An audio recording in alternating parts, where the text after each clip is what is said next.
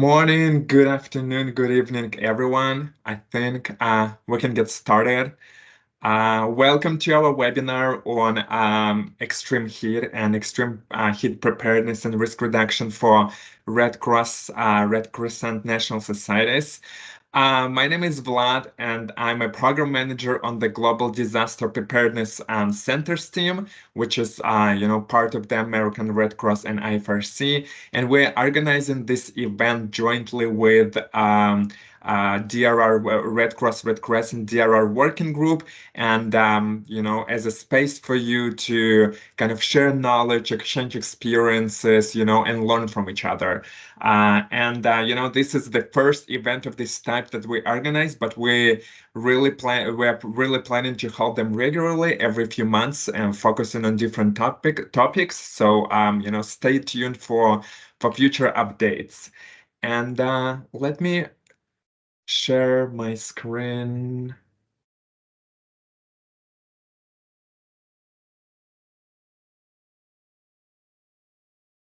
Yeah, and as I said, for this event, we decided to focus on the topic of extreme heat and how to prepare and reduce risks, because every year or even every month nowadays, it seems like breaks records for the hottest year on record, and heat waves are becoming more intense and more deadly.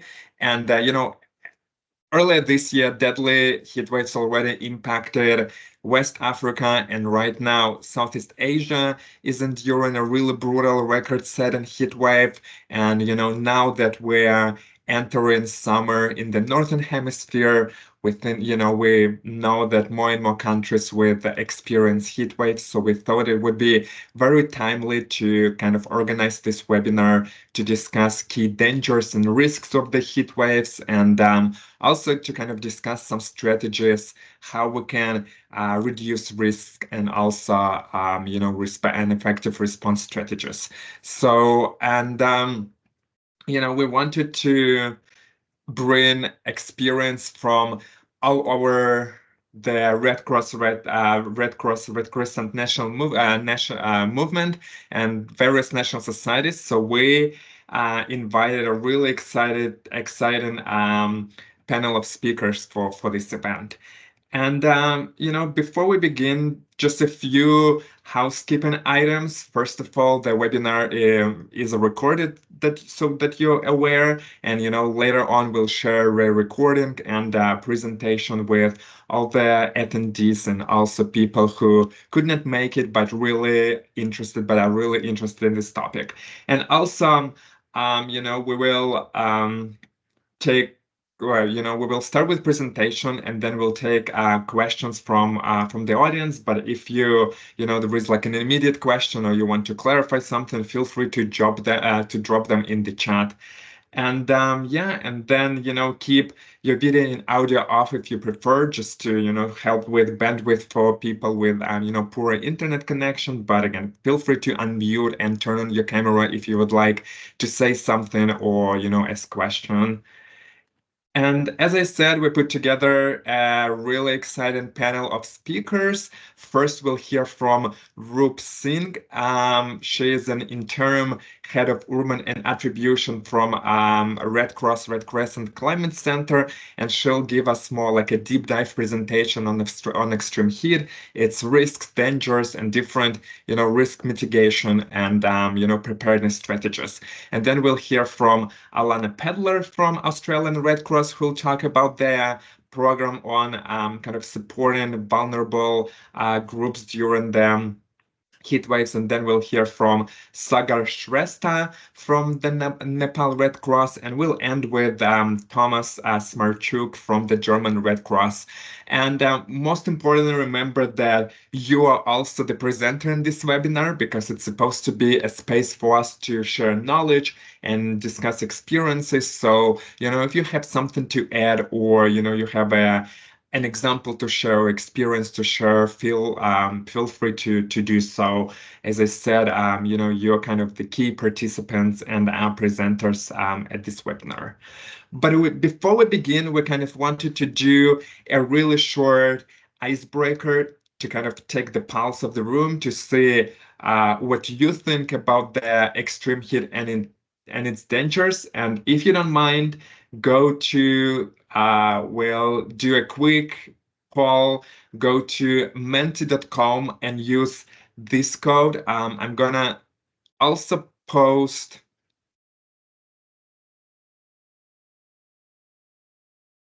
link in the chat. So, feel free to use the link or go to menti.com and use the code 7695 8056. I'm also gonna post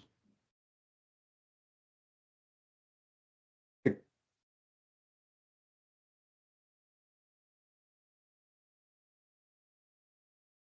Okay, I see that a few people, a good bit of people started voting, and I see that in most of the countries, the heat waves are happening more frequently, and becoming a more serious concern. And good. So that's good to know that this webinar is relevant. And then our next question, is extreme heat recognized as a serious risk or threat by the public in your country? So is kind of, general perception of the extreme heat, do people see it as a risk or as a serious threat to them?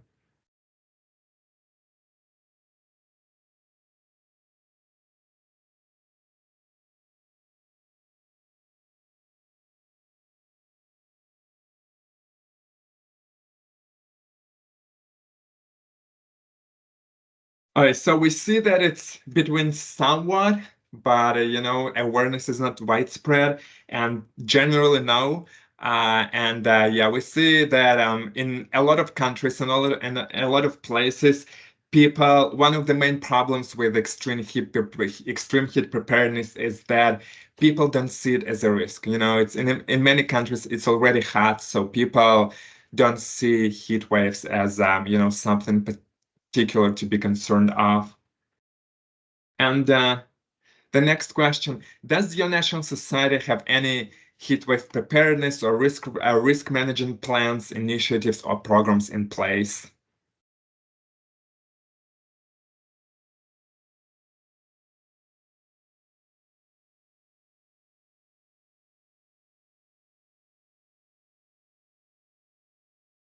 Yeah, so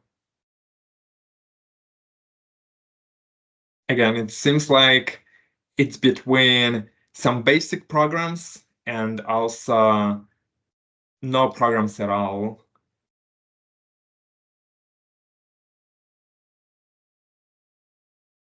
Nice. Right, and let's move into the next question. And last question, are you interested in learning more about heatwave preparedness, risk mitigation strategies, and response strategies? Okay, that's exciting to see that almost everyone is very interested. So you are in the right place right now then, because that's exactly why we decided to organize this webinar for you to learn more and to, learn experiences of other national societies who are dealing with extreme heat. And then without further ado, let's begin then. Our first speaker is Rup Singh. She is an interim head of urban and attribution at the Climate Center, and she will kind of give us a deep dive presentation on extreme heat, its risks, and some response strategies. So, Rup, over to you. Excellent. Thank you, Vlad. Can you give me the right to share my screen? Yes.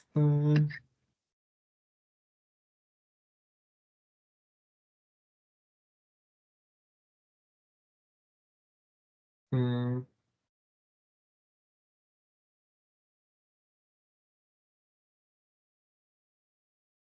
It does not let me give you the right, but I can just share it for you if that's okay. Yeah, that's fine. Oh, it lets me now. I got the option, so I can do Okay, it. I see it. perfect. Okay. Can you all see that? I'll put it in presenter mode in a sec. Yes? Okay, fantastic. Great. So I'm going to talk about heat and the key risks associated with extreme heat, the impacts and solutions. So I think I'm going to try and spend more time on solutions because I think many of you have heard about why heat is such an issue. And so maybe it's not as interesting as what can we do about it. But I wanted to start off with just the basics. What is a heat wave? We know that it's a period of unusually hot or humid weather. But the important part is we really define a heat wave in terms of impact. So it has to have a negative impact on human health, for example, in order for us to consider something to be a heat wave. But of course, heat waves are not the same all around the world, and definitions really vary based on how well people are acclimatized to hot temperatures. So if you live in the UK, the definition might be something around, it's right there. It's a period of at least 3 consecutive days with a maximum temperature of 28 degrees or higher. Whereas in Delhi in India, it's when the maximum temperature is 40 degrees Celsius or greater. There's some nuances there, but the important bit is it really depends on where you are, and it'll be different based on what your climate is like and how acclimatized people are. Um, I'm really glad that Vlad asked those questions at the beginning because they really get to some of the bigger issues, of course, associated with heat. A lot of the times, people and the public are not very sensitized to extreme heat.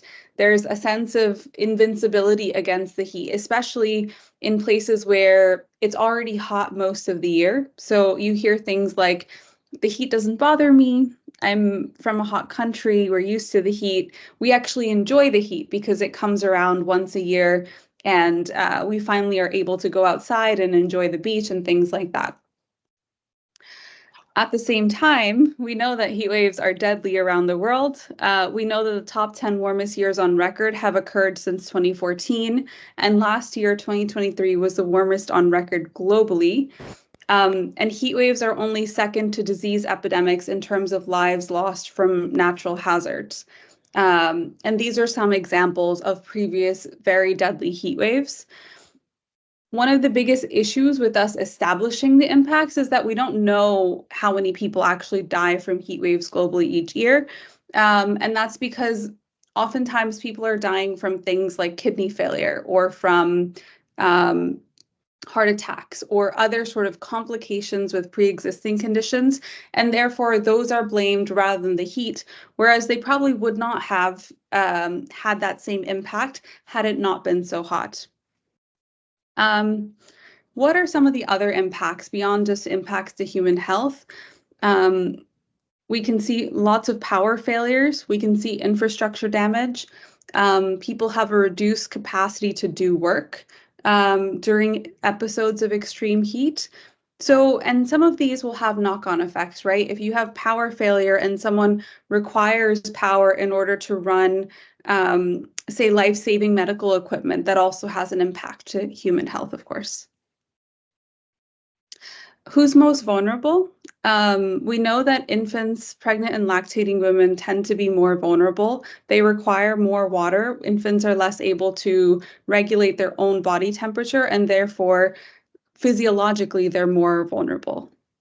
We know the same is true for older people over 65. They have a harder time regulating their body temperature, and therefore, they're physiologically more vulnerable to extreme heat. Outdoor workers, of course, are also more exposed, and you can think of that as a wide group of people, anyone who spends a significant amount of time outdoors during episodes of extreme heat are exposed.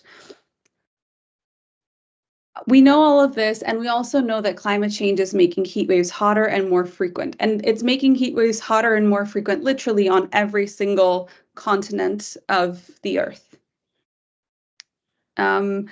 And we have evidence that this is not just a future problem, it's a today problem. We've got many heat wave episodes that have been directly attributed to climate change. For example, some of the ones on the screen, Japan's deadly 2018 heat wave could not have happened without climate change. The event that Vlad mentioned just now about the heat wave in the Sahel was also attributed to climate change. Those temperatures would not have happened if we didn't have the carbon dioxide in the atmosphere from climate change.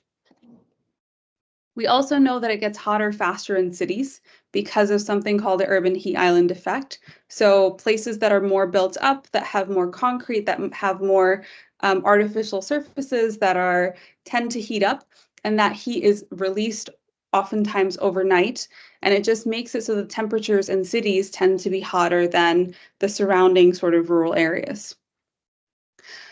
So at this point, I feel like I've established kind of what are some of the impacts, who is most vulnerable, and it paints a somewhat depressing picture. But I think the optimistic and positive part is that there's actually quite a bit that we can do to prevent heat-related deaths.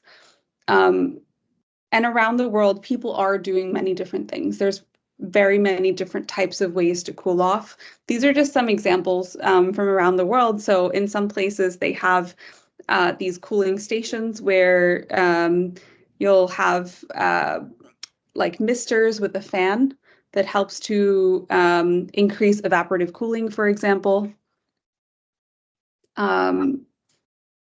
These are some examples from the Red Cross and Red Crescent. So you can see things as simple as drinking more water can reduce your risk, ensuring that you have cool spaces to rest and recover also helps. And also being able to recognize the signs of heat-related illness help to make sure that you can get to help in time, especially if you are having a more deadly version of a heat-related illness like a heat stroke. So I just want to provide a bit of a list of some of the things that National Societies can do. This is not everything, but it is a starting point. So one of the things that we often struggle with at first is that we don't really understand the heat in our own location. And so it's important to be able to understand what are the impacts in your particular city or town. So that can mean working with local universities and Met Services to understand is there hotspots within the towns and cities that we work in that tend to get hotter than other places? Are there existing heat wave forecasts that we can be using to take forecast-based action? Are there hospital records that show an increase in hospitalizations during heat wave events so that we can actually advocate for more resources to go towards mitigating the heat, for example? The second one is raising awareness of heat risks and solutions. Because of the fact that so many people don't think of themselves as being at risk, one of the most important things is to be able to educate others. So raising awareness around some of the risks, but also what people can do. And that can be, for example, through school visits. The third one I have here is integrating heat into existing programming, especially first aid. So there are very simple things from a first aid perspective, for example, that you can do in order to recognize when someone is having a heat stroke, which is an emergency. They need to go to the hospital right away. And so training your volunteers to be able to know the difference between a heat stroke and another type of heat episode is important. But there might be other places where you can integrate heat into existing programming. The fourth one is developing a heat action plan with your city government. We already have a resource, the City Heatwave Guide, that can help guide you through the process. The important part about a heat action plan is basically it's supposed to be led by the municipal government and therefore needs the buy-in of that municipal government. But it provides basically a plan for every single year. When you have heat, what do you do? If there's a forecast for heat, are there specific actions that should be taken? Are we also taking into account heat in city planning? So it looks at both the short term in terms of acute heat wave events, but also over the longer term. How are we building our growing city to be resistant to having like hotter temperatures in some areas? Two more at the end. So organizing home outreach visits for vulnerable people. I know many national societies do that anyway, so it might just be an additional thing to do it before or during a heat wave. And then, of course, the last one is around advocacy for extreme heat to be considered in city planning. I can talk more about any of these, but I don't want to take up too much time. In terms of resources, I'm going to point you to the Prepare Center website where we have a heat toolkit. It includes the heat wave guide that I mentioned, a number of other materials around raising awareness, lots of guidance materials, and I recommend everyone go there to get a sense of what other things you could do. And then lastly, before I end, I do want to tell you all about Heat Action Day, which is on June 2nd. It's coming up in about a month, but this is an initiative of IFRC and the Climate Center together to basically raise awareness of heat risks and solutions through a dedicated day of action on June 2nd. So in terms of how you can be involved, first thing you can do is register for Heat Action Day.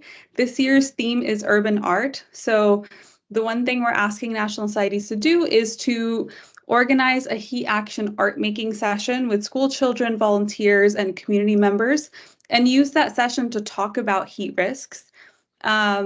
And then whatever you produce, you can share back with us and share on social media so that we can really sort of have lots of different heat wave related art shared on June 2nd. I'm going to leave it there. So thank you, everyone. Thank you, Roop. Thank you very much.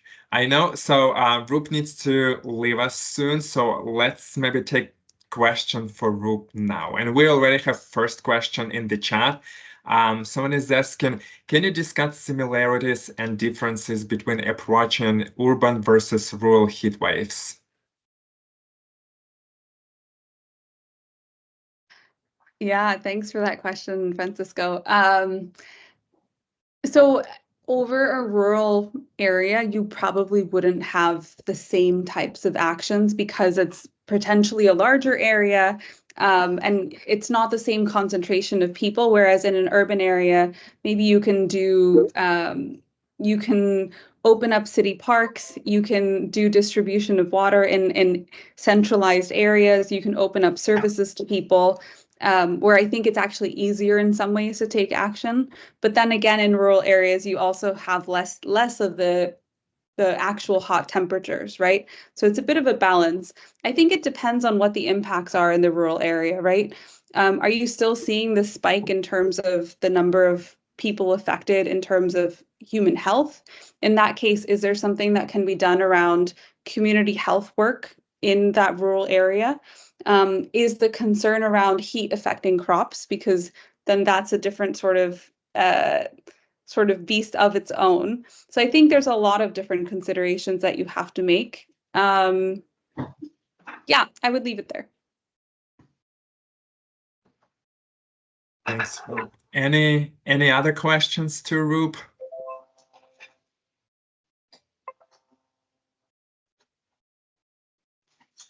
Yeah, you can either. Gerda, I saw you unmuted. Yeah, feel free either post them in the chat or unmute and speak up wherever you feel more comfortable with. Oh yeah, I see another question in the chat. Do heatwave warning system measure the humidity in addition to the temperature? Yeah, that's a great question. So many of them do include humidity. There's actually the WMO has like a list of metrics, and it's like this long of all the different metrics that you can use to define a heat wave. And it's going to vary. If humidity is a variable in the city that you live in, then you should absolutely include humidity. Otherwise, your thresholds will be too high. And you won't capture when people actually start getting impacted. So it's really, really important that we include it for sure.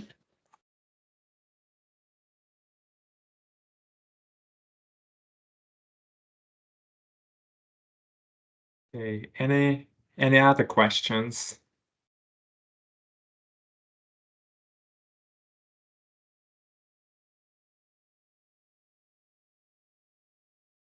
Okay, since I don't see any more questions in the chat, maybe we can move to our next speaker. Thank you so much, Rup. That was extremely useful. And if you have any more resources, feel free to post links in the chat. But now we're going to move to focus on Australia and Australian context. And I want to introduce you, I want to introduce to you Alana Pedler, State Operations Coordinator for Australian Red Cross, who will present with her colleague Phoebe Wilson on their experience running outreach program for at-risk populations during the heat wave. Telecross ready. Okay, Alana, over to you.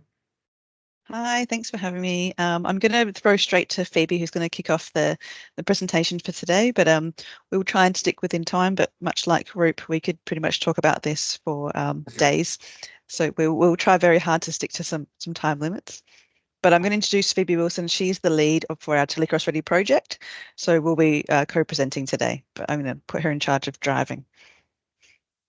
Thanks, Alana. Thanks, Vladislav. Am I able to get that same permission that Roop had for the slides? Let me see. Yeah, it doesn't let me share permissions, but I can drive it for you. I have That the would be copy. fantastic. Okay. I did it. Now you should have it. Thank you. Oh, you. And it's great to be here, and it's great to see so many people tuning in. And thanks, Roop, for that wonderful presentation. I feel like I've already learned so much, and I've got all these notes on the piece of paper next to me. So Alana and I are in Do you see the presentation? Sorry for interrupting. Do you see the presentation? Okay, perfect. Yeah. So Alana and I are in South Australia, and we're going to give you the smallest nutshell possible of a telephone outreach service that we're running to support vulnerable members of the community. If you want to hop slides. First, I'd like to pay my respects to Aboriginal and Torres Strait Islander custodians of the lands that we live and work on, and elders past and present. And I'd also like to extend my acknowledgement to any First Nations people here with us today. So we're going to have a quick look at the what, the who, the when, the what's next, and the lessons learnt from Telecross Ready. So let's start with what Telecross Ready is. Like I mentioned, we're an extreme heat telephone outreach service. So if you jump to the next slide, Vlad, we can have a look at the people that we service. So I've got all the dot points appearing individually. So if you just want to fire them away, and I'll keep up with you. So a lot of us have community that we can reach out to if we need help, or people that are going to check on us if we might be in a situation when we need help. The people that we support through our program are the people who don't have those support networks. And as Roop mentioned, deaths from heat waves are incredibly high globally. So the program is designed to specifically target morbidity and mortality around these.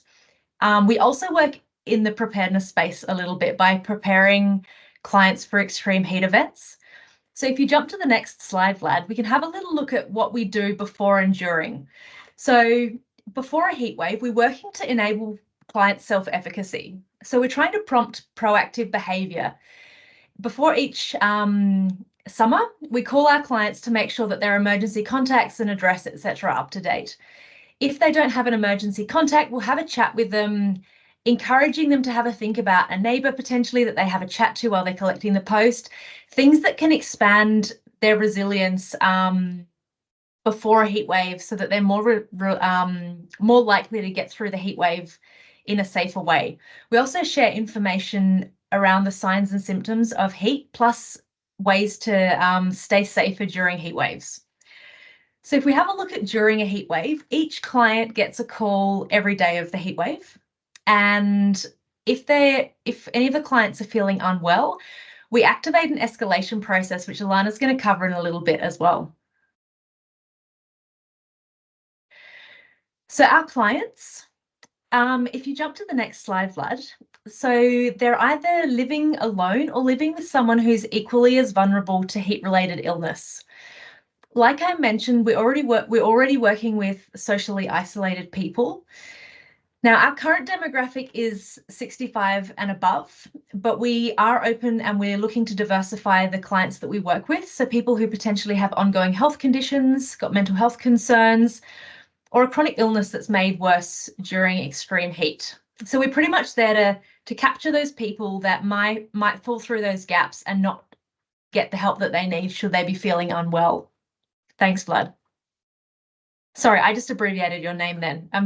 It's a really Australian thing to make nicknames, and I'm really sorry if that was too much. No, that's my go-to name, so no worries.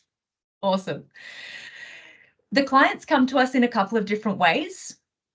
About 40% of our clients are privately referred, so they come through from family members, or someone can call up themselves and register for the program. And the rest come through agencies. So that's where, for example, an aged care provider gives us a bulk list of people that we need to check on during a heat wave. And that way the agency doesn't need to check on every single one of those clients. We can just forward them the clients that might need some more assistance during that day. Next slide. So I'm going to jump over to Alana, who's going to talk a little bit about the next section. So yeah, just kind of jumping in. So a lot of people ask us where do we find our clients from, or how do we know where areas are most at risk? So we're lucky that we get to use this platform from Climacens. It's a climate tech startup that was funded by Humanitech through the Australian Red Cross. So it's looking at real-time data, and it overlays like the heat and gives us a heat risk for certain parts of the country. We've just got a picture there of parts of Adelaide where we live. Obviously, the red is the darker the red, the hotter the area. It can really drill down to like a kilometre square area, or it can zoom right out to the whole state. And we use this data, so they overlay some of what the exposure is, what the vulnerabilities are. There's like the social vulnerabilities, and what the heat average heat temperature is for those areas, and it gives us this heat risk. So we got to use this data to how we advocate further for more funding, how do we look with local councils, where do we advertise more, where do we promote more this service, and so we can really drill down into where the most at-risk individuals are. And part of those social vulnerability, there's a 13 vulnerability index that we were able to create with Climacens. So for their HeatSense platform, it's really tailored for what service providers in the heat programming section can really like drill down to the most important things. So this is talking about age, other social factors that really impact whether have someone's ability to respond during extreme weather outbreak. So I could talk about this for too long, so I'm going to go to the next slide, but we're happy to share some more information about Climacens if people have questions later on. We're talking about when we're activated. So this is snapshot. This is what we get from our Bureau of Meteorology. This is how they provide their heatwave forecast through summer. It gives it to there's extreme, severe and low intensity heat waves. This picture is actually real time. This is from the week of before Christmas in 2019, right in the middle of the Black Summer bushfires, which some of the people might remember from a few years ago. So that's just giving you a snapshot of what Australia looked like just in the middle of Christmas back then. If you go to the next slide, this is we get our information from both the Bureau of Meteorology, but we also get our alerts from the state emergency services. So this is a bit of a picture of what alerts we get online. So the state emergency services actually breaks up South Australia into these 15 regions, and they will give us an alert for each region on each day, because as people may or may not know, South Australia, or Australia in general, really big. So breaking it up into these areas, we're actually giving us the excess heat factor calculations and the actual heat wave for that particular part of the state. So it's about what is the what's above average for that time of year for that part of the state. So as you can see, the bottom part of South Australia doesn't experience the same level of heat as the northern part. So what is actually classified, like Rup explained earlier, just internationally, it's more about what is above average for that time of the year for that part of the state. Or part of the world. So it's not necessarily just about an actual calculation, like a number, what degree it is. It depends on what's also happening in other factors at that time of the year. So that's how we receive our activations. This is a quick, oh, you can get the next one. This is a quick snapshot of what our program looks like for the year. So obviously, because we're in Australia, our summer starts more like November. Usually we'd only be thinking about heat waves up until February for Australia, but we had a heat wave in March this year, which is something abnormal even for South Australia. So now we're looking at our summer period where we would be active as getting longer and longer and longer as our climate starts to change some more. But we spend the rest of the year doing preparedness work with our clients. So as Phoebe said earlier, we contact all of our clients that are already pre-registered earlier in the year. We provide them some more preparedness messaging both over the phone, or we send that post out to our more elderly clients, some written material to help remind them about how to look after themselves during heat waves and how to prepare for them. We go to the next slide. So as I said before, we take our information from the Bureau of Meteorology with the images we had before. The State Emergency Service in South Australia is the lead agency for extreme weather. So they provide those alerts on all social media, and we just provide that information back out to our clients. We're funded by the Department of Human Services, so they enact our program. So we'll be stood up by them, and then we actually implement the Telecross Ready service. Go to the next slide. So as explained before, our volunteers can log in from anywhere in the state. The silver lining of COVID was everyone learned how to work from home a little bit better, and even our volunteers are now trained and have access to systems that we can call in from home. So our volunteers make these health checks over the phone. So it's a series of wellbeing assessment questionnaires to tell how people are going with their physical health, mental health, what else they're planning for the rest of the heat wave. It's only going to be 1 or 5 days, depending on which part of the year it might be. And as mentioned by Phoebe, like there's an escalation process. So if someone's telling us they're actually feeling physically unwell, or in fact, they're not answering and they're expected to answer, we enact our escalation process, which is contacting their emergency contacts and asking them to go around and visit and provide an actual home visit. And for those people who do not have an emergency contact, they're particularly isolated, they don't have anyone to call at all, we have arrangements with the South Australian Police or the ambulance service, and they will go provide a welfare check and check on someone's wellbeing. And just for average, like once or twice per activation, there is one person that will require hospitalisation that has been picked up because we've called either police or ambulance to go and check on their welfare. There's on average 1 to 2 people out of 500 calls would need a hospital visit, and it's because we've made that phone call. So it's something that we have to remind ourselves every year that we literally have saved lives over the years. Next slide.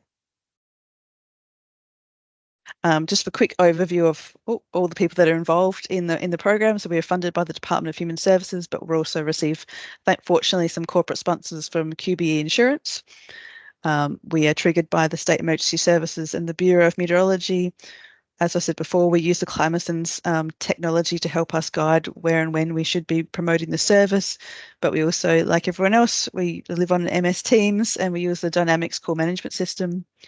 We have arrangements with client agencies, like these two are both aged care providers who refer us clients, as well as people can actually just call in and self-register, or they can register their grandma, grandpa who might need extra support. And most importantly, we have arrangements in place with our support agencies. So that's the South Australian Police and the South Australian Ambulance Services icons for unfamiliar people. So that's a very quick snapshot of all the different stakeholders that we're involved with just our little project in South Australia. We go to the next slide. And I'm going to hand back to Phoebe to finish off. Thanks, Alana. Yes, if you want to populate all of these next slides, that'd be great. I'll skip through it quickly. If anyone's got any specific questions, shoot them through later. But just for time's sake, we're going to jump through them quite quickly. Data, we deal with a lot of data and a lot of people's private information.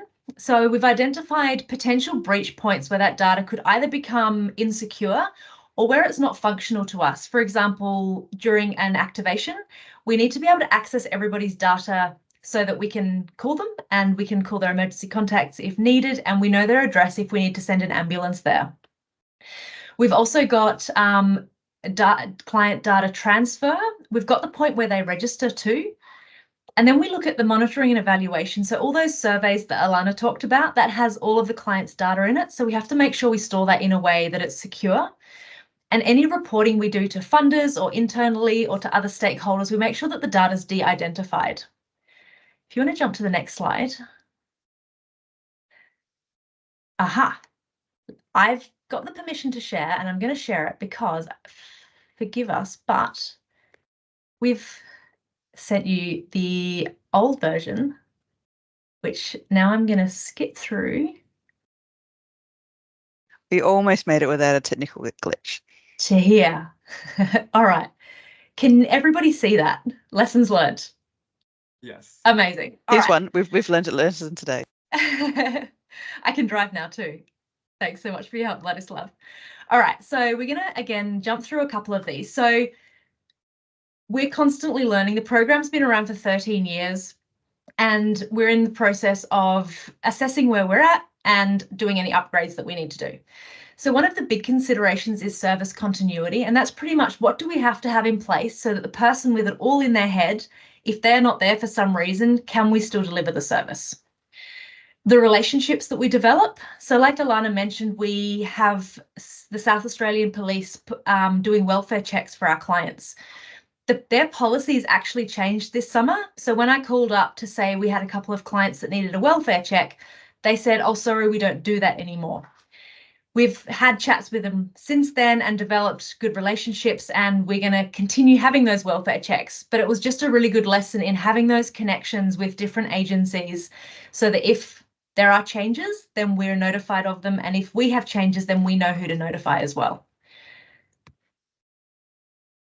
Any client agency that we have an agreement with, we need both legal teams to really look at it.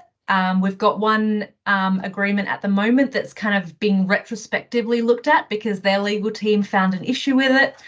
So we're just having a look at that and just making sure that everybody's on the same page and it's been gone through with a fine-tooth comb just to make sure that all of that confidentiality and consent is really looked after. When starting the program, making sure that indicators that you choose, they might not seem super relevant at the beginning, but obviously the aim is to scale the program. So making sure that we've got measurements to start with that then we can check what the growth has been of the program and checking the sort of evaluating the progress. And lastly, we jump across to reporting. We had a request from our funders right in the middle of preparations for summer. They wanted a report from us, and it was outside of the reporting cycle. And we managed to pull off the report, but we also explained to them that we've set up this particular reporting cycle in consideration with what happens during the year. And this is a really busy season and we can't just kind of whip out a report. So it's important to have really across all of the aspects, having that sort of clarity and agreements in place beforehand. And we've already done this one.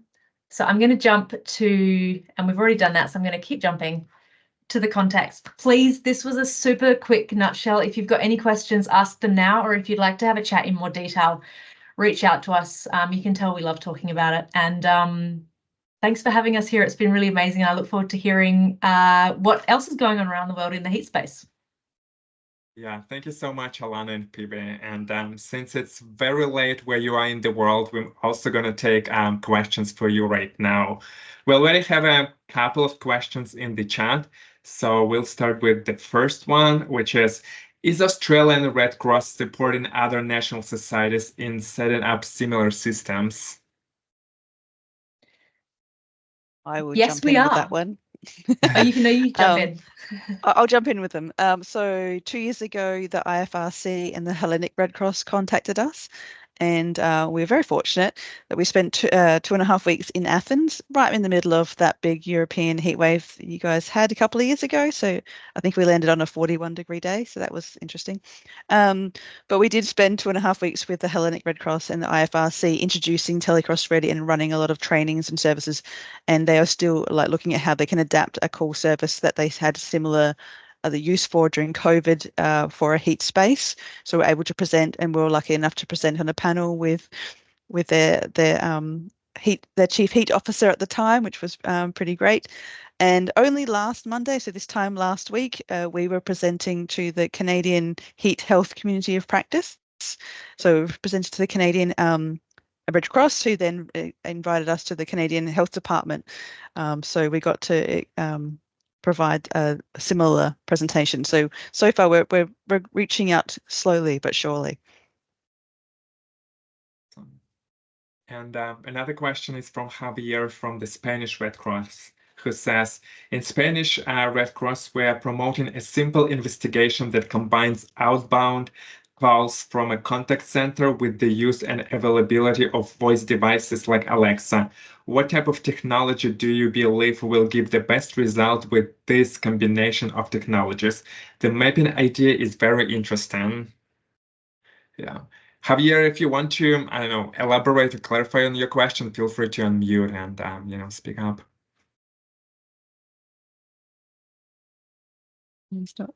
No. It's a really interesting question to use more technology for those automated. I know that in Greece, the Hellenic team were looking at how they could use one of the local social media networks to send more automated messaging out to people who use the same social media. It was a local Greek one that I can't pronounce, and I'm not even going to try. Platform, and they were investigating how they could send out some more automatic messages through that. And so I'm interested to see how that's gone. I think they were going to trial it last summer. It definitely has a lot of merit to try and send some more automated generic messages, but it does leave some space. You need some space to have that more tailored, nuanced messages for different parts of the state or different parts of Spain, for this example. So I wonder how they could make how flexible it'd be to adapt it for different parts of the country, to provide more nuanced messaging as well. So it's definitely something that would be really interesting to see how more technology changes, how we can do this messaging more comprehensively. Phoebe, do you have anything else that I missed? I was just going to say, it's really interesting where the preparation meets for an example, an activation. If you're using technology, sometimes preparedness messaging can sort of be a one direction path.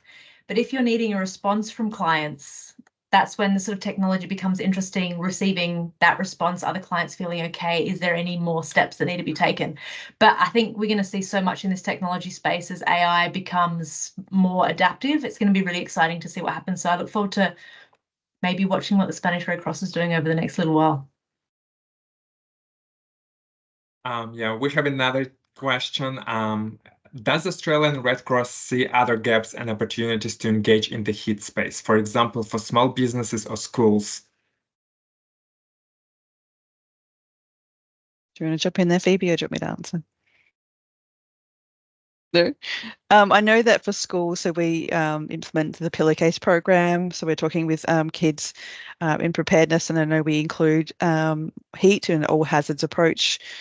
Same with our ready plan, so our preparedness, household preparedness programs. We include heat and as well as extreme weather. So it depends on where we are in the country. We ask our participants to like identify what hazards are relevant for where they are, so they can talk about what steps they need to take in preparedness. And we try to actively encourage heat as a hazard that everyone should be considering. And so I know there has been steps in different parts where they've focused clearly on heat wave preparedness, and we know we have an active program running in the Western Sydney, and I know he's online. Mark from the New South Wales Red Cross, I've seen him.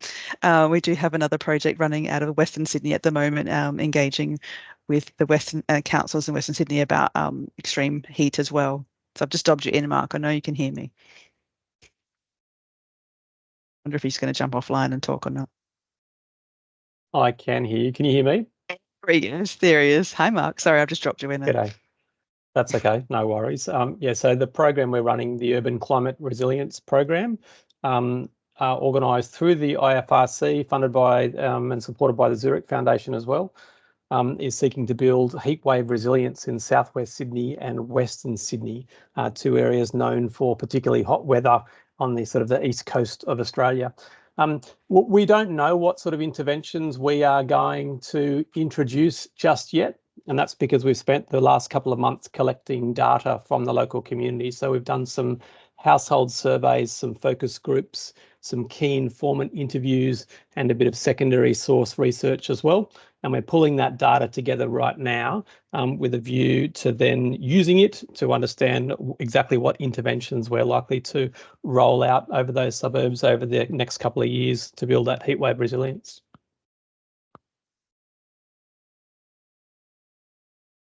Thanks, Mark. I'm glad he had that pre-ready to say.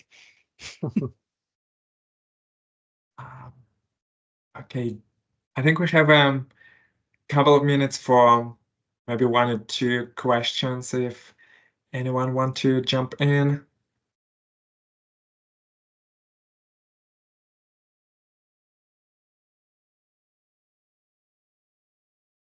Yeah. All right, if no one has a question, I have a question, and I saw that the pre-registration is a really big aspect of a very important aspect of the program, and I saw that you get referral, like people can pre-register themselves, but also you get referrals from like doctors and aged care facilities, and it seems like the partnership with those institutions is also very key part of the program. So just wonder what did it take to, establish partnerships with, hospitals and doctors' offices, because I know because of some data privacy concerns, they may be very unwilling to share data about their patients. So how did you build this trust with, agencies that provide referrals for, vulnerable citizens? You might actually be a Phoebe, better do you want- place to answer this, Alana. yeah. You were here. You were here before I me. was here. Yes. So yes, Red Cross, Telecross Ready started back in 2009 when the state government approached Red Cross, and it was during a 13-day heat wave, and there's like a 10% spike in deaths and hospitalizations during that extreme weather period. So it started back then. I happened to be around back then, and I'm still here. And over the years, we've developed a number of different relationships with aged care providers, disability service providers, and we're looking at re-engaging with some now. So we're fortunate to leverage the Red Cross brand. It's a known entity. So we are, and we've been able to, promote this service quite substantially, and Phoebe is working at the moment at how we expand that and engage with different service providers. So it is providing some of that background knowledge of what we've done in the past and how it works and how we can support them to support their most vulnerable.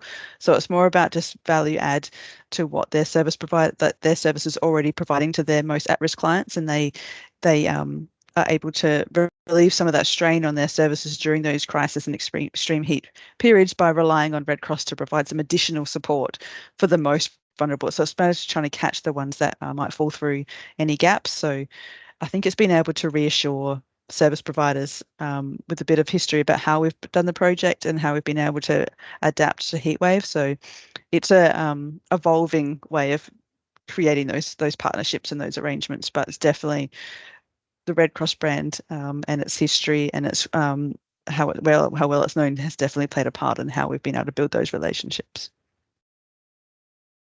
Thank you so much. And I think there's one last question in the chat. Do you guys provide any guidance to the health sector in terms of what actions to take or consider during heat waves, recognizing that certain ailments can be exacerbated by extreme heat? I think it's less that we provide information back to them, but we work quite closely with the South Australian Health Department as well as the state emergency services. We have relationships with the ambulance service, so it's all about sharing and amplifying each other's key messages. So we take key messages from the SA Health, so that's our health department, and the state emergency services, and we amplify their messaging. They amplify our messaging about preparedness, engaging with their local support networks in the off season. We're amplifying their messages during the peak season. So we're a part of the state heat communication plan. So that involves all state government levels and some NGOs, including Red Cross, anyone who has a key role during heatwave activation to heatwave response and preparedness, and now have this comprehensive communications plan that we've been a part of the development of, which has been, I think, really key for better relationships and stakeholders and sharing consistent messaging. I think it's about providing the consistent and accurate messaging at key points and reaching those most at risk, which is sometimes the hardest cohort of people, is to get that messaging to them in a way that they can understand and be able to hopefully action. All right. Thank you so much. Thank you so much, Alana and Phoebe, again for joining us despite the late hour and presenting on your experience. That was extremely insightful and interesting. And And yeah, let's move on to our next speaker, Sagar Shrestha, who is the Director of Disaster Management Department at the Nepal Red Cross Society. And he will talk a little bit about the kind of journey to heat initiative in Nepal. Sagar, over to you. Thank you. Let me update the presentation. Hello, everyone. I'm supposed to ask questions to two colleagues, but I think we don't have time anyway. Okay, you can ask. Just take advantage of your position as the presenter and feel free to ask. Maybe I was a little bit interested if there are any anticipatory actions you're doing, or like if you do you have any early warning system for heat there? Two questions. Sorry, is that one for us? I missed that. Yes, yes. I think the most of our anticipatory action is our preparedness earlier in the year, just for our program specific. But again, our program is only run in South Australia. We are looking to expand how we get further into other states in Australia, but we again amplify a lot of the early warning as we can from the Bureau of Meteorology, which could only be sometimes a few days or a week out.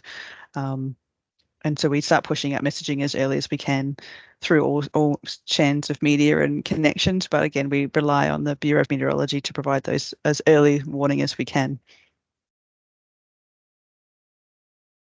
Okay. Any anticipatory action you're doing? Not as yet. Okay. Good. So, okay, can you see my presentation? Yeah, we just see it. Let me open my camera so that people can see me. Perfect. Okay, so I have, I think, more than 39 presentation slides because maybe Vlad will share this presentation to all colleagues, so it's important for them to go through. That's why I prepared, but I will not take much time. Instead of going to the presentation, I really like to narrate the things and would love to take questions. So before going to our journey, there are a few things I would like to highlight. Maybe food for thought. If there is heat in our system, for example, if we get fever, then fever itself is not an illness, right? So maybe some system, there is something happening that has to be fixed. Maybe let's use this metaphor maybe for this earth also. This earth is also one body. Then if there is extreme heat, it means there is some fever, means some system is not working and we have to fix it. It means a whole ecosystem is like alarming us. I think this is the what indications we also can understand from our body also. So in regards to Nepal, you might be aware that world tallest mountains, top 10 mountains, 8 of the tallest mountain is in Nepal. So you can imagine that all the mountains and they're melting, and it's not the only mountain in Himalaya in Nepal, but Nepal is very inclusive. I will next in another slide. So we have three different like tropical area, for example, mountain, Himalaya, mountain, and Tarai. It means now, for example, in Tarai there is a more than 41, 45 extreme heat and mountain where I'm living in Kathmandu.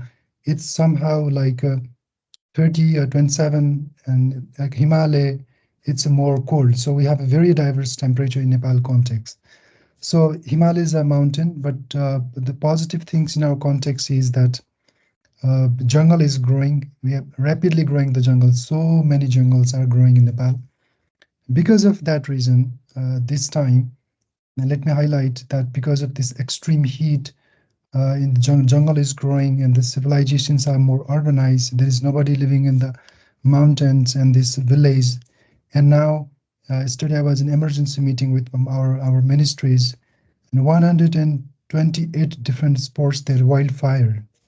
And because of this extreme heat in the jungle, and those jungle is in fire, and our community is very close to jungle, and then all the communities are on fire. And so far, we are working for this fire incident, and more than 700 households are on fire, which are very close to jungle. And that's one cascading hazard because of this heat I would like to highlight. And then it's not only about the human. I'm using the word this human-centric versus ecocentric. I would like to use this humaniverse. What I'm trying to say is that when we are talking about heat, we are very much focused for human being. I think it's time that we have to also think for ecology, because of this wildfire in the jungle, all the animals are now in the, especially in the community. It's very interesting that because of the heat, there's a fire, all the animals in the community, because Nepal also very growing this tiger, all these animals is really growing in Nepal, and all the leopards and tigers are in the villages, and they're killing the human beings. This cascading hazard we can imagine. So this is what the real scenario I just want to share you. This is happening a couple of years in Nepal, but this year particularly, really this kind of wildfire and wildlife in the community, and this whole ecosystem is really mismatched. That's why all the Red Crossers, I would say that we are a humanitarian organization, and it's time to think about whether we go beyond the humanity or not. But this is the really right time to think about from human-centric to ecocentric. When we talk about climate, it's the right time to think all this animal, jungle, and then only heat. I just want to trigger these things. I will briefly outline. I will not take much time. I will little bit talk about Nepali context and Nepal Red Cross so that you understand instead of going to the heat, then easy for you to understand. A little bit anticipatory actions, heat journey, and opportunities I will talk about. So many of you may be aware about Nepal, but it's very interesting to know about Nepal. We have very small land in between India and China. 30 million population are living, but it's very interesting that there are many like native speakers, more than 123 different languages we speak, and they are very much diverse community in Nepal. And usually we are aware that there is the 4 season, but in Bharatvarsha, in Nepal, or especially in India, this continent, we have 6 season. We have a 6 season, and now this 6 season is like here and there, jumping here and there, and it's very difficult like to which season is what. Normally this time used to be very hot, and there is a fire, but mountain area not much hot, but extreme hot in Tarai. So I have just copied few population of the animals, species, butterflies which exist in Nepal also. So let's also think about this ecosystem when we talk about heat and all this climate. It's not only a human being, there is also another entities that also contributing our system. So this is what I'm just trying to highlight. Some populations exist in Nepal, not only human being, but also other species also in Nepal. So you see Himalaya, all mountains, jungle. You can see this is how the Nepal looks like. So a little bit I will talk about Red Cross. So we have 11 different departments working in different areas, especially disaster, health, now climate, and gender, humanitarian values. So 11 different departments we have. And this heat is now particularly we are working through health department and DM department. So this is how we work, keeping in mind. We established in 1963. I will just write it apart. And Nepal RCRC Society was born before there was RCRC in Nepal for these Tibetan refugees. So this is how the history of Nepal. So as far as Nepal is concerned, you see all seven districts. We have 7 provinces, and across the Nepal there is a Nepal RCRC Society existence. That's why we said the 11, 26, 322. It's a huge volunteer network and huge subchapter, especially junior youth and hospital, blood, ambulances, basic humanitarian services we provided. So this is how the organization structure is. And now we are recently on the 8th development plan with this National Society development plan. So whatever we climate, or whatever the humanitarian principle, water and sanitation's livelihood, whatever kind of activities we do, we are more based on this 8th development plan. So I will not go here. So risk hazard I want to talk about. So when I talk about the heat wave, it's not only about the heat waves in Nepal. So you can see earthquake, glacier, lake flood burst and landslide, drought, flood avalanches, fire, air pollution, wind storm, infrastructure failure. Even this road accident is very high. So this is how the hazard in Nepal. You can see annually 127 death annually and $140 million economic loss annually because of this different kind of adversity. Little bit anticipatory action, so that easy for me to talk about heat actions.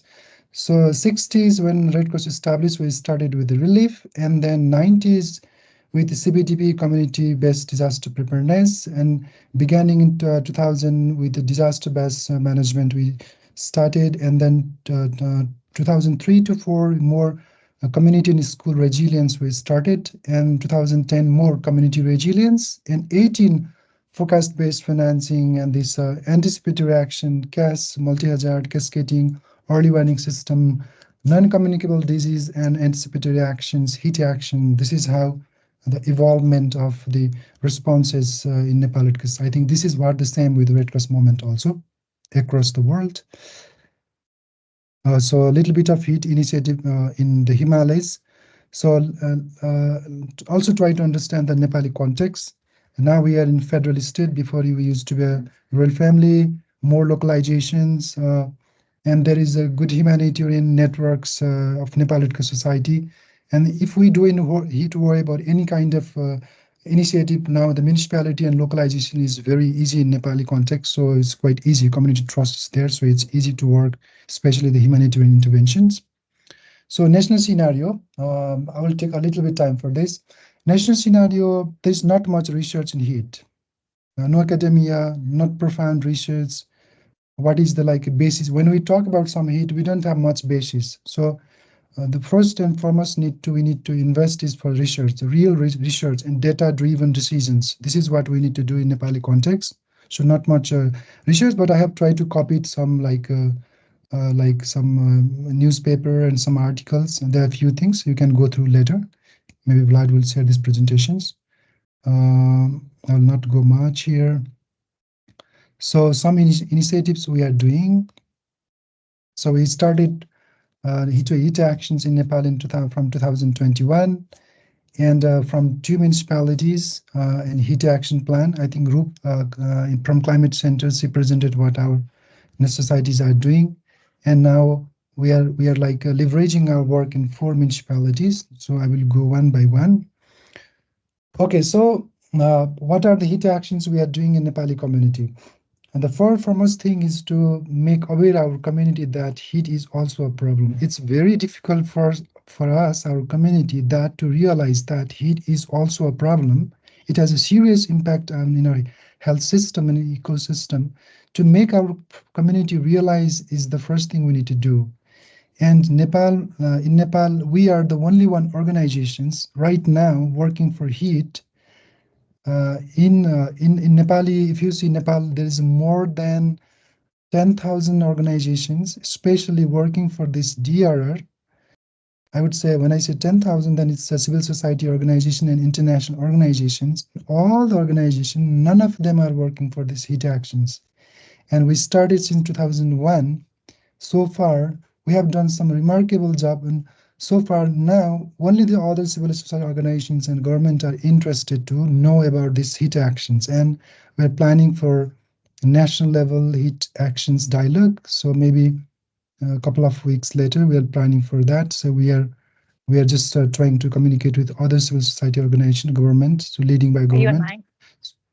So this is where the in Nepali context, Nepal Red Cross Society is leading that heat is also a problem and it has to be addressed. And we started from with the 2 municipalities, and now we're expanding in the 4 municipalities. The major work we are doing is to engage the community, engage the local stakeholders, private sectors. Even we are engaging a school, and we are making a youth champion group to orient or to make our community aware, because we are mobilizing our youth cater, especially for these heat actions like distributions of the icy materials, let people know what to do, what not to do. And also we are also trying to do this disseminations of this water ATM, we say. If there is some most vulnerable community, we require the water and cooling center. And also we, in collaboration with the DHM, hydrology and meteorology, also trying to do some early warning, if there is any early warning actions, if any anticipations action we are also doing. So those sort of things, including anticipatory action. So especially the heat wave and cold wave, it's super easy for anticipatory action because we have already identified some most vulnerable group, so that this time we are trying to implement these anticipatory actions, because now the heat is really, really rising. Normally it used to be 35, but now it's already 41 and it's not decreasing. DHM has already announced that from this week there is going to be rain. If it's not rain, then it is going to be more temperature. So maybe we'll go for this. If there is threshold is crossed, then we'll go for anticipatory actions. So yes, I covered all this. And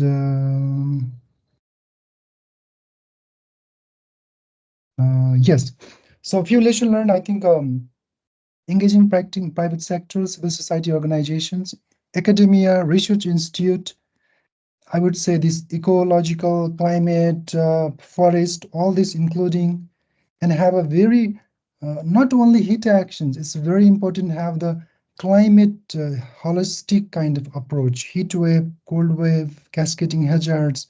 We need this multidisciplinary holistic approach to address the heat actions. Heat action alone really cannot work. That's how we are thinking. And most prominently, these indigenous practices, we would like to more leverage will introduce, because our indigenous practices are almost we are forgetting, and we are more urbanized city. We are forgetting our indigenous practices and more nature-based solutions, foresting, all this more natural and longer term plan of the city we are promoting for locally, and municipalities are taking very much of ownership. They are doing co-funding. We are just being there as igniting them, or just playing some diplomacy role and some leveraging role and connecting role, and all the community and local government, and we just triggering them, and they're taking the ownership of this, and the 4 municipality, and it's now working very nice. And I have few slide here. So this is the Nepal, and there are the most heat cities. This is according to the 10 years of the data. And now we are working for this 1, 2, 3, 4 municipalities. Hopefully we'll be able to address all the municipalities very soon. And this is how we are working in Nepali context as a humanitarian. So I would like to narrate here, and I think I haven't taken not much time, so I would love to take your questions. Thank you very much. Thanks, Sagar. So let's maybe just listen to our last presentation, and then we'll come back to questions after that. So Thomas, our next presenter is Thomas Smarchuk from the German Red Cross, who will present on the latest manual on establishing and management of cooling centers. So Thomas, over to you. It's 7 o'clock. Thank you very much. Hopefully you can see my presentation now. Yes, we see it. Okay, let's get into it. Yeah, welcome to my presentation. Welcome to the Community Cooling Center. Before that, thanks a lot to you for hosting this webinar. Thanks to all the previous speakers. It was very interesting up until here. I will try to make sure to make best use of the time that is remaining. So, yeah. Welcome all to this Community Cooling Center. It's something that we have developed or published recently. And let me start by saying what was the rationale behind it. This is born out of actually a forecast-based financing, now we would say anticipatory action project that German Red Cross has been implementing together with the Vietnam Red Cross, where community cooling centers have been established, and for the purpose of the Vietnam Red Cross, some guidance material was developed, where we have said then, out of this very interesting learning, why not make a global manual or global guidance out of it? And this is what has become of it. I'm sharing the link in the chat right now. Actually, it's also part of the heat toolkit, so you can also find it under the other link that was shared before. So sorry, I'm jumping a bit. So what do I want to cover with you today? So the rationale we already spoke about. What's the content of the guide? I will go through that a bit. How can it be applied? And then the bigger picture. I think the bigger picture we already have covered thanks to the great presentation from Roop in the beginning. So we also don't have to spend too much time there. So speaking about the content, the first chapter is really the setup. Here you see some illustrations that was written by my colleague Clara Peter, who has put the shelter considerations into this chapter, and you can see some of the concepts visualized here. Obviously, shade is an issue, ventilation is an issue, the raised floor is an issue that we have to consider, reflecting surfaces and all of that. Also, everything that you can find in this chapter is about the urban side of things. So what would it mean to actually install and maintain the community cooling center in the urban setting? How do we attract volunteers in this more, alive context, let's say? How can we go mobile? Speaking buses, this was also something that has been applied by the Vietnam Red Cross, and many others do as well. Also the German Red Cross in one of its chapters, branches, is going mobile. What about the question, do we have an office space, or would we actually use tents? And what about the logistics? So there's a table actually at the end that can be adapted to the needs of the respective national society. So all of that you would find here in this setup chapter, which is the first. Then the second one is the management chapter, where we speak about, okay, everything that we have to do before we can really open the doors. So speaking about the volunteers who actually have to run it, also the stakeholder setup, all these considerations that have to go in there. If we erect it or install it in a park, whose green light would we have to get from the city authorities, for example? Which other partners would we like to have on board, and all of that. And also the big matter of accessibility. Just because a pavilion or an office is someplace doesn't mean all of us know about it and all of us can access it. And then this spreadsheet is in here, which could describe a visit of a person in it. So what flow actually our volunteers would take, to invite somebody to take a seat at first, and then the health status is assessed and all of that, until finally the information is shared with them, and then the questionnaire is answered, maybe with some guidance material or another bottle of water to go, so to say. Then, and maybe at the heart of this is the medical care protocol, so to say, and I'm very thankful for the work that my colleague Alvaro has put in this, which may seem a bit complicated at the beginning, but this is also accompanied by a couple of more pages when you actually open the manual. Because, when we have a situation where us as volunteers would not be medical professionals, first and foremost, and then, we're confronted with many medical terms, hypothermia, heat stroke, heat stress, heat illness. Okay, what does it all mean? And I'm very happy that this is the way it's structured in here. It's symptom-based. So the question is there one severe symptom, or is there multiple minor symptoms? And it doesn't go, by medical definition to say, okay, is it a heat stroke or not? Is this person heat stressed or not? But it's really looking at the table, which is say, okay, this person is, experiencing extreme sweating, muscle cramps. Everybody of us would be able to, identify a person with muscle cramps, and then we say, okay, this would be 2 symptoms. Let's better refer this person, call an ambulance, or refer to to a medical professional. So that's the core of it. And then the fourth chapter is really about the communication. Also here we have discussed it multiple times today. The same messages should go out by the variety of all actors within a city or a place who are dealing with heat, and it's a question of I mean, it's twofold really. It's one for the purpose of the center. Okay, when is it open? Where do you find it? How can you access it? So that's the one part. And then the takeaway messages. What can you do on days of heat? Generally, also when at home.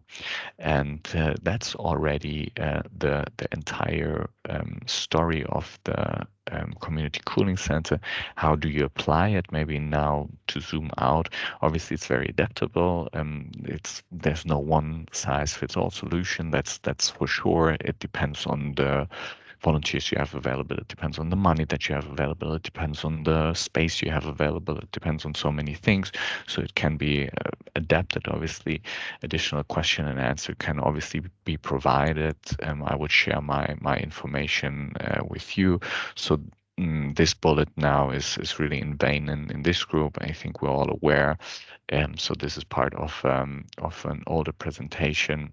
Obviously, we are against a crisis where changing climate is affecting so many of us. But then this maybe I want to say it's relatively easy to do something against the impacts of heat. We have seen great examples today. This can be really applied also in a very low scale setting. You know, you have volunteers who are eager to support their neighbors, their community. You have maybe a little bit of funding to have a pavilion, to have water and some basic items, and then you can start to support people on extreme heat days. And that's already it from my side. You have the QR code once again here to find the guide. And yeah, very happy. You can contact me. This is my email address. And with that, back to you, Vlad. Yeah, thank you so much, Thomas. Then yeah, do check out the manual. It's extremely valuable resource, and it's explains like in a very simple manner, like step by step, how to set up and manage cooling centers. Okay, now we're almost at time, but we have a little bit of time for like 1 or 2 questions to our presenters. So feel free to unmute and ask them, or drop your questions in the chat to either Sagar or Thomas, if you have any. One more thing, since this was an earlier point from Sagar. So the example in Vietnam has been an anticipation project.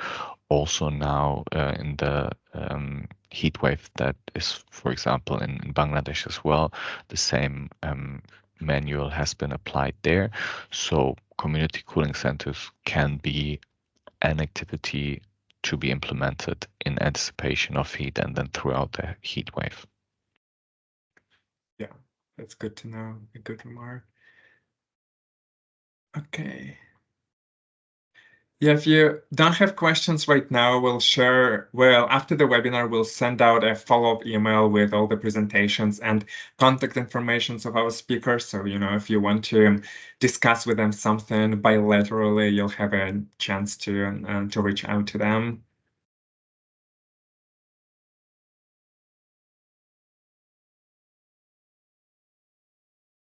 Okay, if we don't have any questions, I'll hand over to DRR co-chair Eva Yoon from the Hong Kong Red Cross for just a really quick announcement. Eva, over to you. Thank you, Val. Hi, everyone. Just a very quick announcement that every year we are going to have an annual in-person meeting, and I would like to block your calendar if who are interested, who can join our meeting in person, and that will be going to happen in the second week of September. And thank you so much to Soren from Swedish Red Cross, who is helping to organize that in Stockholm this year. So please mark your schedule in advance, and then we will also send out more detail in the coming email follow-ups. Thank you. Yeah, thanks. Thank you, Eva. Okay, so if we don't have any questions to our speakers, just a few quick remarks to close up our session. I mean, first of all, thank you so much for joining today, spending this an hour and a half with us. I hope it was useful. We had many different presentations from across the world, and hopefully the experiences of other Red Crosses and Red Cross societies will be helpful for you to prepare and reduce risks for vulnerable populations in the heat waves that are coming. And again, just highlight a few resources and tools that are available. Check out our heat toolkit on preparedness.org. It's a collection of many different resources on extreme heat. Two of them are especially relevant and useful. One of them is Heatwave Guide for Cities, which designed for people working in city government and to understand, reduce the risk and respond to heat waves. And another one is a guide, Heatwave Guide for Red Cross, Red Crescent branches. So it's really designed for